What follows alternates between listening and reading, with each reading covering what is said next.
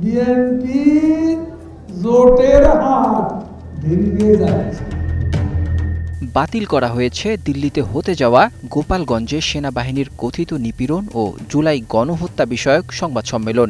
দিল্লির একাধিক কূটনৈতিক সূত্র জানিয়েছে, ভারতের নীতি নির্ধারকদের নিরুৎসাহ ও অনাগ্রহের কারণে শেষ মুহূর্তে সংবাদ সম্মেলনটি স্থগিত করা হয়েছে।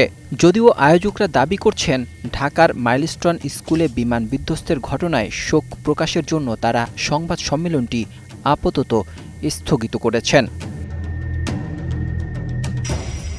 বাংলাদেশ হিউম্যান রাইটস ওয়াচ নামক একটি অজানা ও অনিবন্ধিত সংগঠনের ব্যানারে সংবাদ সম্মেলনটি আয়োজনের কথা ছিল 23শে জুলাই দিল্লির প্রেস ক্লাবে।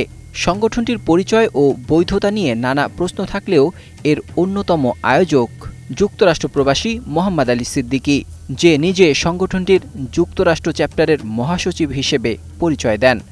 মোহাম্মদ আলী সিদ্দিকী একসময় যুক্তরাষ্ট্র আওয়ামী লীগের দপ্তর সম্পাদক ছিলেন, তবে বিতর্কিত কর্মকাণ্ডের কারণে 2020 সালে তাকে বহিষ্কার করা হয়। সংবাদ সম্মেলনের আমন্ত্রণপত্রে উল্লেখ করা হয়, গোপালগঞ্জে সেনাবাহিনীর নৃশংসতা ও জুলাই গণহত্যা সম্পর্কে বিস্তারিত তুলে ধরবেন আওয়ামী লীগের সাবেক মন্ত্রী ও নেতারা। এর মধ্যে ওবায়দুল কাদের, আসাদুজ্জামান খান কামাল, জাহাঙ্গীর কবির নানক, ড হাসান মাহমুদ এবং মুহিবুল হাসান চৌধুরী নওফেলের নাম বিশেষভাবে প্রচারিত হয়।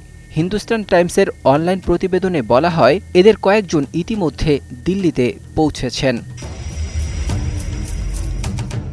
তবে বাংলাদেশ সরকার বিষয়টিকে গুরুত্বের সঙ্গে নিয়ে ভারতের পররাষ্ট্র মন্ত্রণালয়কে আনুষ্ঠানিকভাবে অবহিত করেন। ঢাকা দিল্লি সম্পর্কের ওপর সম্ভাব্য নেতিবাচক প্রভাব নিয়ে উদ্বেগ জানানো হয়। কূটনৈতিক সূত্রে জানা গেছে, দিল্লি চাইছে না বাংলাদেশে সংঘটিত কোনো অভ্যন্তরীণ ইস্যু ভারতীয় মাটিতে আলোচিত হোক, বিশেষ করে তা যদি দুদেশের সম্পর্কে নেতিবাচক প্রভাব ফেলে।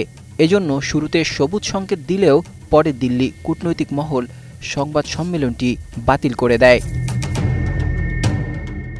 সংবাদকর্মীদের সামনে মোহাম্মদ আলী সিদ্দিকী বলেন, আজকের সংবাদ সম্মেলনটি হচ্ছে না। ঢাকার মাইলস্টোন কলেজের দুর্ঘটনায় আমরা গভীর শোকাহত। নিহতদের প্রতি শ্রদ্ধা জানিয়ে আমরা এই কর্মসূচি স্থগিত করেছি। এদিকে বাংলাদেশ হিউম্যান রাইটস ওয়াচ নামক সংগঠনটির অস্তিত্ব নিয়ে তৈরি হয়েছে বিভ্রান্তি। মানবাধিকার কর্মীরা জানিয়েছে, এই নামে কোনো সক্রিয় সংগঠনের কথা এখনও তারা শোনেননি।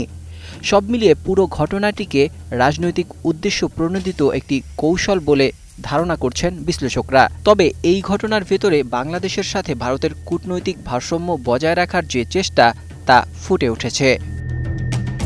Desk report, 21 television.